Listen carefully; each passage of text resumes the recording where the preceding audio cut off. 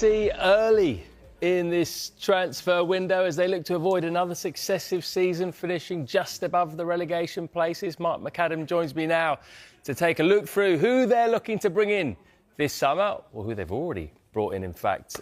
Have they got a defender conundrum at Spurs? What can you tell us? Yeah, so like you say, Spurs, the movers and shakers already in this transfer market. It always impresses me when sides go out very early on and get their targets nice and early. And they've done that essentially with Marcus Senesi and Andy Robertson. Two free transfers, two top quality Premier League players that can go straight into that squad. And they're on the verge of confirming a third one as well. What we do know is a deal was agreed late last night between Brighton and Hove Albion and Tottenham Hotspur for Jean-Paul Van Hecke, the 26-year-old currently out in the World Cup at the moment. That deal is worth £52 million. No add-ons. It's a straight £52 million. However, Brighton do hold a 20% sell-on clause in that deal. The key thing here is that JP wanted Spurs. Why did he want Spurs and Spurs only? Because of the head coach, Roberto De Zerbi. He says he's like a father figure. Obviously was instrumental in getting him into that Brighton side, took him into the Europa League, formed a really good relationship with the defender, and the opportunity to go and work with him again was something that was absolutely key for Van Hecke. He had just 1 year left on his contract. So Brighton had to move, otherwise this time next year he'd walk away on a free transfer. Money for someone with 1 year left on their contract. Yeah, to be honest, it's made a big thing. You know, people say he's got 4 years left or 5 years left or 1 year left. Ultimately, Trent Alexander-Arnold went to Real Madrid with 4 weeks left on his contract and they paid £20 million for him. Whatever the buying club wants to pay, whatever the selling club's willing to accept, doesn't really matter how long. It gives it, you know, the selling club, when they have a long-term contract, it gives them a little bit more power and control because they can say, well, you're not going anywhere for 4 years, so you've got to do what we say. However, it's one of those things. Whatever the price is, and if two parties agree, that's what the deal is.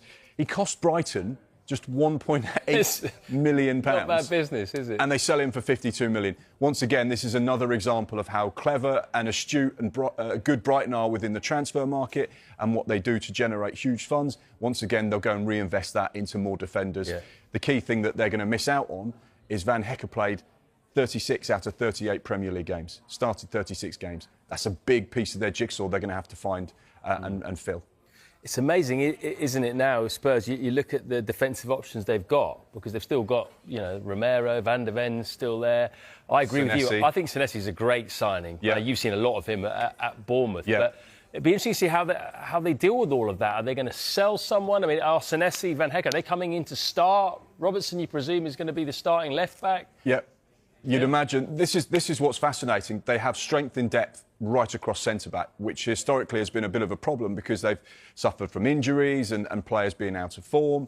But they do have strength in depth, and they have arguably 4 top-class starting centre-backs now. So Roberto De Zerbi has got a little bit of a problem. We know that there's been a lot of noise around Christian Romero. We also know there's been a lot of noise around Mickey van der Ven.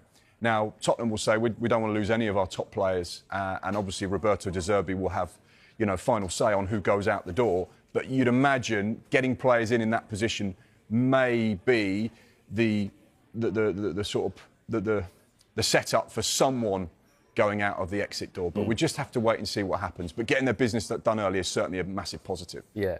What about midfield? Because one of the most in-demand midfielders in the Premier League at the end of the season, Sandro Tonali. Is there any chance of Spurs making a big bid for him?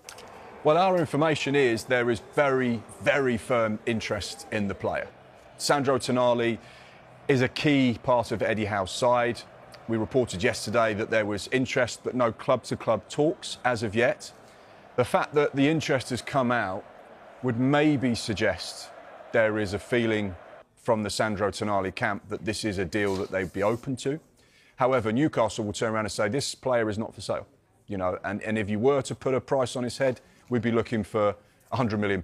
You know, if Elliot Anderson's worth 120, 130, maybe more, then Sandro Tonali is worth, you know, not far off that. So can a deal happen? We don't know.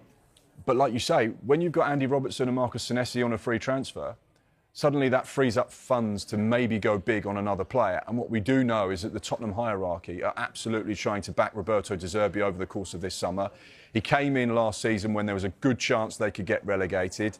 He signed a 5-year contract. They've put their faith in him. Now they have to get the backing and support that he needs to go and build this team, because he'll say, look, I've done it with Brighton.